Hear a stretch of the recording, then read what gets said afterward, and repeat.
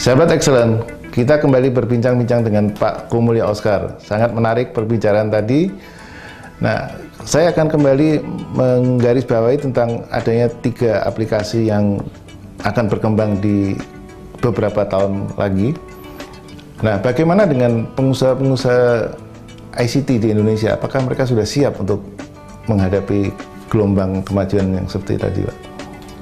Jika bicara tentang infrastruktur, saya pikir pemain infrastruktur Indonesia sudah sangat siap. Jadi 2-3 tahun terakhir ini pemain infrastruktur di networking, di storage itu sangat siap. Mereka sedang booming-boomingnya. Tapi kalau memang berbicara tentang retail, pasar-pasar tradisional, memang ini ada celah di mana mereka tuh adalah pada dasarnya adalah pedagang. Jadi mereka kesulitan menyesuaikan diri ketika masuk ke services. Nah, ini saya pikir di sini perlu digaungkan terus-menerus. Jangankan services yang sifatnya aplikasi jauh kepada home appliances, berpindah dari pedagang yang biasa bergerak di toko-toko notebook saja untuk pindah ke tablet aja sudah sangat sulit mereka beradaptasi, apalagi lebih jauh. Saya pikir mereka harus usaha lebih keras untuk menyesuaikan diri di situ, Pak. Ya, karena kalau dilihat mereka tidak berani berubah, itu akan membuat mereka menjadi tidak bisa berkembang tentunya. Betul. Nah, apakah ada lembaga-lembaga pelatihan yang akan menggiring mereka untuk bisa berani berubah dari satu segmen ke segmen yang lain? Saya pikir ini akan terjadi seleksi alam. Dari sekitar 100% pemain itu saya pikir tidak semua akan mampu. Mungkin sekitar 15-20% yang akan bisa berpindah menjadi pemain services teknologi. Sisanya saya pikir akan masuk ke bidang yang berbeda, mungkin ke smartphone yang lebih sederhana teknologinya. Jadi nanti akan terjadi pemisahan antara mereka yang lebih complicated dan mereka yang sederhana saja ya? Betul, yang masuk ke services dan yang tetap stay di bisnis konvensional saja. Sekarang, betul, ya? Betul. Nah, bicara mengenai perkembangan yang seperti Bapak uraikan tadi, tentunya sangat menarik dan tentunya tidak bisa dikatakan bahwa bisnis ICT ini sudah suram atau sudah masuk ke titik sunset. Tentunya itu salah sekali, Pak ya? Betul. Yang terjadi sebenarnya perubahan. Jadi segmen pasar kita yang dulunya ramai sekali di consumer IT, retail IT, pelan-pelan tergerus dengan jasa.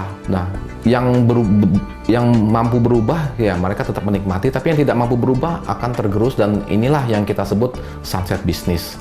Sebagian kecil dari retail consumer itulah yang menciut pasarnya. Sedangkan yang lain tuh berkembang sangat tinggi, bahkan kalau ngomong storage, ngomong jaringan luar biasa. Ribuan kilometer dipasang fiber optik setiap tahun di Indonesia. Nah, dengan demikian toko-toko yang sedemikian banyak berada di perkantoran, dekat-dekat perkantoran itu apakah nanti akan bertumbangan dan digantikan oleh perusahaan-perusahaan khusus yang mendalami services? Ada beberapa hal yang membuat perubahan itu terjadi. Salah satu tadi teknologi yang sudah kita bahas. Kedua juga perkembangan online shop juga dahsyat sekali. Kemudian juga ada namanya modern channel. Modern channel seperti toko-toko yang convenience, yang sangat nyaman di mall fashion. Jadi tidak hanya melulu masalah teknologi, tapi juga adalah cara dagangnya juga berubah, cara berbisnisnya juga berubah. Akhirnya memang toko-toko konvensional, toko-toko retail tradisional mulai tergusur atau mulai bertumbangan gitu, Pak. Jadi dengan melihat perkembangan ini, tentunya orang harus mulai berpikir ulang bahwa kemajuan teknologi tidak bisa dilakukan dengan cara biasa, tapi harus banyak perubahan-perubahan yang harus kita lakukan tentunya. Betul, betul. Jadi ibaratnya kalau kita olahraga, kalau kita lari maraton itu larinya santai, kalau lari sprint itu larinya harus cepet-cepet. Nah, kalau main bisnis di IT harus sprint di maraton. Staminanya harus kuat sekali, sprint terus karena berubah-ubah terus. Setiap 2-3 bulan afkir, sudah tidak valid lagi teknologinya. Dia harus kejar terus, harus updated terus, harus belajar terus. Ini yang kadang-kadang membuat staminanya nggak kuat, akhirnya mereka bertumbangan. Nah, tentunya untuk menumbuhkan seperti ini, apakah dunia pendidikan di mana yang mensuplai tenaga kerja sudah siap dengan hal-hal seperti ini? Menurut saya di belahan dunia manapun tidak ada yang siap, karena belum pernah terjadi di mana orang itu sedemikian mudah bercomputing. Dulu kita bawa handycam, bawa kamera, bawa notebook, bawa baterai cadangan, semua pergi traveling. Sekarang kita cuma bawa satu smartphone, sudah bisa kemana-mana keliling sedunia dan bisa merekam apapun. Jadi tidak ada yang siap sebenarnya, yang lebih kepada masalah adaptasinya, Pak. Begitu saya pikir. Ya, oke. Berarti semua orang harus pandai beradaptasi, mau berubah supaya tetap bisa eksis di dalam bisnis ICT tentunya ya. Tidak ada pilihan saya pikir. Nah, bicara tentang perkembangan ini, akan sampai di mana kira-kira dalam area 10 tahun kemudian? Apakah sudah bisa diprediksikan? Dengan kecepatan sedemikian dahsyat ini, siapa yang, kalau boleh sebut merek, siapa yang duga Nokia bisa menghilang dari pasar? Ya. Dari yang market share di atas 60, sekarang tinggal 2%. Sekarang juga terjadi lagi perubahan, beberapa pemain merek-merek internasional juga mulai bertumbangan. Jadi saya pikir tidak ada yang bisa memprediksi apa yang akan terjadi 5 tahun, apalagi 10 tahun mendatang. Karena akan sangat dinamis, sangat luar biasa, sangat cepat. Jadi tidak bisa diprediksi dulu.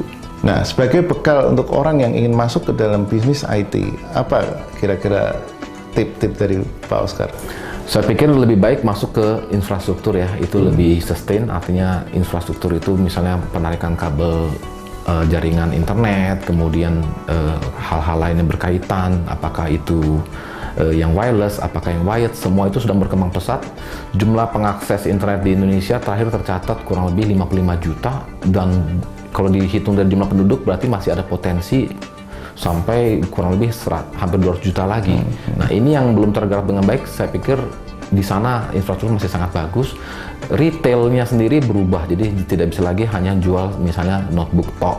Jadi harus ada, atau PC tok, harus berkembang kepada smart dan aplikasi, smart device maksud saya. Nah, kalau bicara tentang digital gap tadi ya, di awal pembicaraan kita ya, nah apakah bisa itu tercapai angka-angka yang Bapak sebutkan tadi?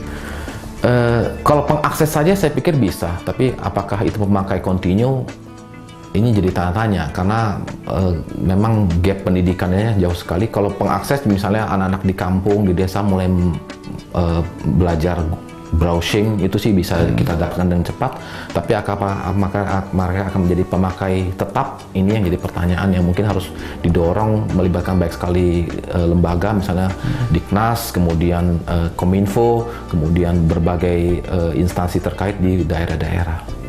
Baik, sahabat Excellent, kita break sebentar untuk sesuatu yang akan lewat berikut ini.